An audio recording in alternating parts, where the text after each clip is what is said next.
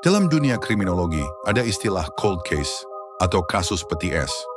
Ini adalah sebutan bagi kasus-kasus yang penyidikannya buntu, bukti-buktinya menguap, dan tersangkanya tak tersentuh hukum. Di Indonesia, fenomena ini bukan sekadar statistik. Ini adalah sejarah kelam tentang nyawa yang dihilangkan dan keadilan yang belum ditegakkan atau bahkan dibungkam. Dari potongan tubuh tanpa nama yang tercecer di Jalan Protokol Jakarta tahun 80-an, hingga racun mematikan yang bekerja senyap di ketinggian 40.000 kaki. Kita tidak sedang membicarakan fiksi, kita membicarakan fakta.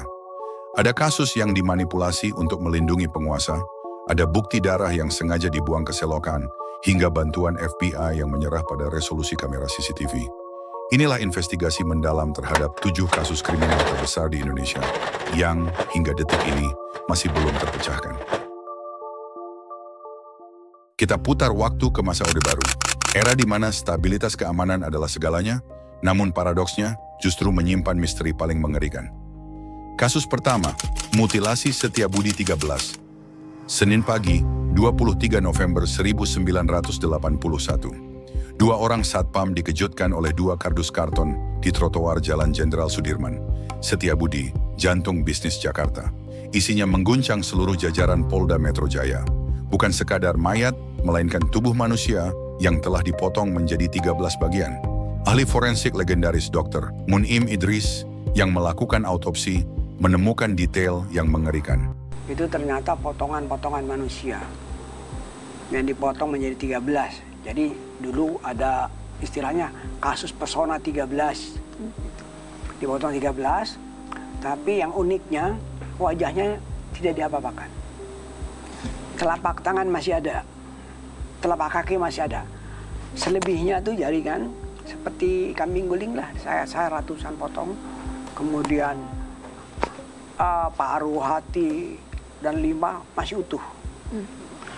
Tapi anehnya sidik jari ada, muka ada, tapi tidak terungkap sampai sekarang. Apakah ini ritual atau upaya menghilangkan jejak medis tertentu? Hingga kasus ini kedaluarsa pada tahun 2000, jenazah Mr. X ini tetap bisu, terkubur di TPU Tegal Alur bersama rahasia pelakunya. Kasus kedua, eksekusi Peragawati Ditje Budiarsi. 5 tahun kemudian, 8 September 1986,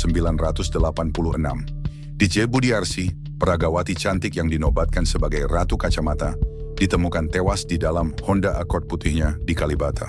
Mesin mobil masih menyala, AC hidup, dan tuas persneling di posisi netral. Ditje tewas bukan karena perampokan. 5 peluru bersarang di tubuhnya, 3 diantaranya berasal dari pistol Smith & Wesson, kaliber 22, senjata yang tidak umum dimiliki warga sipil biasa. Tembakannya presisi, mengelompok di bagian vital. Rumor bawah tanah yang saat itu sangat santer adalah Ditje memiliki hubungan asmara dengan lingkaran kekuasaan cendana. Namun polisi justru menangkap Muhammad Sirajuddin alias Pak D, seorang dukun tua yang kakinya polio. Bayangkan kejanggalannya, Pak D yang berjalan saja susah dituduh melakukan eksekusi lincah di dalam mobil sempit. Di pengadilan Pak D mencabut BAP-nya. Ia berteriak bahwa ia disiksa untuk mengaku dan istri hingga anaknya diancam. Saksi yang memperkuat alibi Pak D diabaikan hakim. Pak D divonis penjara seumur hidup dan meninggal sebagai terpidana. Banyak pihak meyakini Pak D hanyalah tumbal untuk menutupi jejak sang eksekutor asli yang tak pernah tersentuh. Masih di era 90-an, pola kejahatan bergeser. Targetnya bukan lagi orang tanpa nama atau sengketa asmara, tapi mereka yang berani bersuara. Kasus ketiga, Marsina. Mei 1993, Marsina hanyalah buruh pabrik arloji di Sidoarjo yang menuntut kenaikan upah sebesar Rp550. Dari 1.700 menjadi Rp2.250 per hari. Setelah memimpin mogok kerja, Marsina mendatangi Kodim Sidoarjo untuk menanyakan nasib 13 rekannya yang dipaksa mundur oleh aparat. Itu terakhir kali ia terlihat hidup. 3 hari kemudian, jenazahnya ditemukan di gubuk petani di Nganjuk, berjarak 200 km dari tempat ia hilang. Visum et repertum menunjukkan brutalitas luar biasa. Tulang panggul hancur, dan yang paling memilukan ada luka tembak atau tusukan benda tumpul di alat vital yang mematikan. Negara merespons dengan sandiwara. Pemilik pabrik dan satpam ditangkap, disiksa di tempat rahasia selama 19 hari untuk mengaku. Namun Mahkamah Agung akhirnya membebaskan mereka semua karena bukti rekayasa. Lalu siapa yang punya akses kendaraan untuk membuang mayat sejauh 200 km dan motif pembungkaman aktivis? Jawabannya menggantung di udara. Marsinah menjadi martir dan pembunuhnya bebas selamanya. Kasus keempat, jurnalis Udin. 3 tahun setelah Marsinah, giliran pers yang diteror. Fuad Muhammad Syafruddin alias Udin, wartawan harian Bernas Yogyakarta, dianiaya dengan batang besi pada Agustus 1996. Tulisan-tulisannya tajam mengkritik dugaan korupsi Bupati Bantul saat itu, Sri Roso Sudarmo, termasuk kasus surat sakti dana 1 miliar rupiah. Kematian Udin adalah contoh telanjang dari apa yang disebut obstruction of justice atau perusakan bukti oleh aparat. Fakta di lapangan mencatat, darah Udin yang tercecer di lantai teras, yang merupakan bukti DNA paling krusial, bukannya diamankan, malah dibersihkan oleh oknum polisi menggunakan pasir, lalu dibuang ke selokan. Buku catatan Udin pun hilang. Polisi kemudian menangkap Dwi Sumaji alias Iwik, seorang sopir yang dipaksa mengaku dengan motif perselingkuhan. Udin dianggap berselingkuh dengan Sunarti, istri Iwik, sehingga menyebabkan Iwik marah. Iwik disiksa, dipaksa minum bir hingga mabuk padahal ia tidak pernah minum alkohol. Pengadilan membebaskan Iwik karena ketiadaan bukti. Sampai hari ini, pembunuh Udin dan dalang intelektualnya masih menikmati kebebasan di atas impunitas.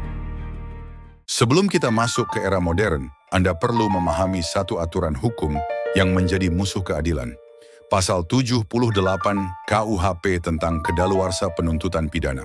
Di Indonesia, kewenangan negara menuntut pelaku kejahatan dengan pidana mati atau seumur hidup akan hangus otomatis setelah 18 tahun. Kasus Setiabudi, Ditje, Marsinah, dan Udin secara teknis hukum sudah kedaluarsa. Pelakunya tidak bisa lagi diadili, meskipun besok mereka menyerahkan diri. Satu-satunya jalan adalah menetapkan kasus-kasus ini sebagai pelanggaran HAM berat, yang menurut Undang-Undang Nomor 26 Tahun 2000 tidak mengenal batas waktu. Namun perdebatan politik seringkali menghambat status ini. Masuk ke era reformasi, kita berharap hukum menjadi panglima. Namun kenyataannya, metode pembunuhan justru semakin canggih dan sulit dilacak. Kasus kelima, Munir Said Thalib.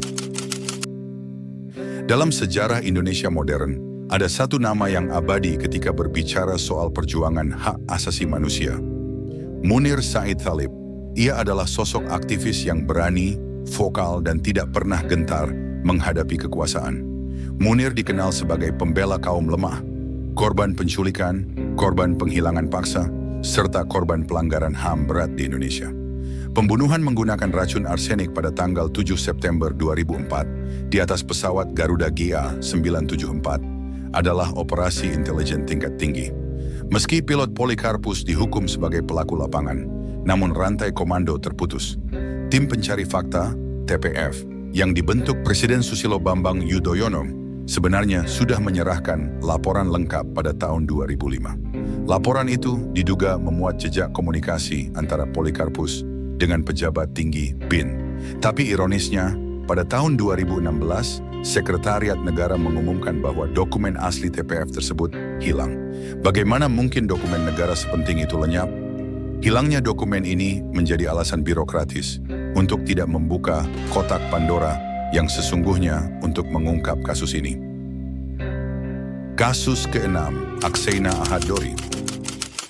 Akseina Ahad Dori, mahasiswa Fakultas MIPA jurusan Biologi Universitas Indonesia, ditemukan dalam kondisi tak bernyawa di Danau Kenanga Universitas Indonesia pada Kamis 26 Maret 2015. Kematian mahasiswa ini penuh kejanggalan sejak menit pertama. Polisi awalnya terburu-buru menyimpulkan bunuh diri, sehingga kamar kos Akseina tidak langsung dipasang garis polisi. Teman-temannya bahkan sempat masuk dan membersihkan kamar, merusak golden hour olah TKP. Padahal bukti fisik mengatakan ini adalah kasus pembunuhan. Akseina ditemukan menggendong tas berisi batu seberat 14 kg. Analisis grafolog Deborah Dewi terhadap surat wasiat yang ditemukan juga membuktikan adanya 2 gaya tulisan tangan yang berbeda. Indikasi kuat surat itu dibuat di bawah paksaan atau dipalsukan. Hingga kini, penyidikan stagnan, terkunci oleh rusaknya TKP di awal kejadian. Kasus ketujuh, Andriana Yubelia Noven. Dan yang terakhir, sebuah ironi menyakitkan di tengah era digital. Kasus penusukan siswi SMK di Bogor, Andriana Yubelia Noven, pada 8 Januari 2019. Di sini, kita melihat sebuah paradoks. Kejahatan yang terpampang nyata di depan kamera, namun pelakunya tetap menjadi misteri yang tak terpecahkan selama bertahun-tahun. Rekaman CCTV menunjukkan detik-detik yang sangat dingin. Pelaku, seorang pria yang mengenakan kaos biru, terlihat menunggu dengan tenang di ujung gang. Saat Noven melintas, tanpa ragu ia menghujamkan senjata tajam jenis badik ke dada korban. Meskipun visualnya terlihat sangat jelas bagi mata kita, disinilah keanehan pertama muncul. Banyak yang bertanya, jika rekaman itu ada, mengapa pelaku belum tertangkap? Masalah utamanya adalah batas teknologi. Saat rekaman diperbesar untuk identifikasi wajah, gambar tersebut hancur menjadi piksel yang pecah. Upaya luar biasa pun dilakukan pada tahun 2019. Polisi Indonesia meminta bantuan FBI di Amerika Serikat untuk menjernihkan video tersebut secara digital. Hasilnya tetap nihil. FBI tidak bisa mendapatkan profil wajah yang cukup jelas untuk dicocokkan.